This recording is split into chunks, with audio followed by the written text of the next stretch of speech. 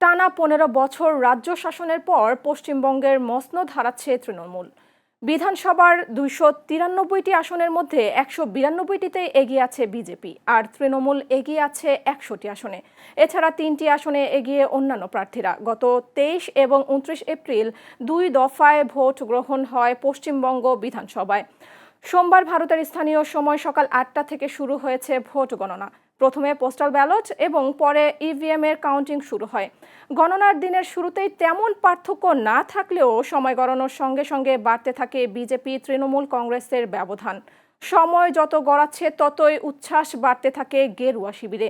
এদিকে ভোট গণনায় বিশেষ নজরে আছে ভবানীপুর তৃণমূল নেত্রী মমতা বন্দ্যোপাধ্যায় ও তার প্রতিদ্বন্দ্বী বিধানসভার বিরোধী দলীয় নেতা শুভেন্দু অধিকারীর ফলাফলের উপর।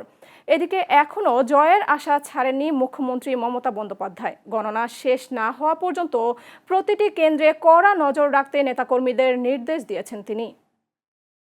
প্লিজ দয়া করে কেউ কাউন্টিং এজেন্টরা এবং প্রার্থী ক্যান্ডিডেটরা তারা ভোটিং এলাকা ছেড়ে আসবেন না। স্ট্রং রুমে যেখানে কাউন্টিং হচ্ছে মানে সেন্টারে, সেখান ছেড়ে কেউ আসবেন না। এটা বিজেপির প্ল্যান। প্রথম ২-৩ রাউন্ডে আমি কালকে থেকেই বলছি যে ওদেরগুলো আগে দেখাবে, আমাদেরগুলো পরে দেখাবে। এবং অনেক জায়গায় ২-৩ রাউন্ড কাউন্টিং করার পরে প্রায় ১০০টা জায়গায় কাউন্টিং বন্ধ করে রেখে দিয়েছে। এবং কল্যাণীতে ধরা পড়েছে 7টা মেশিন যেখানে কোনো মিল নেই।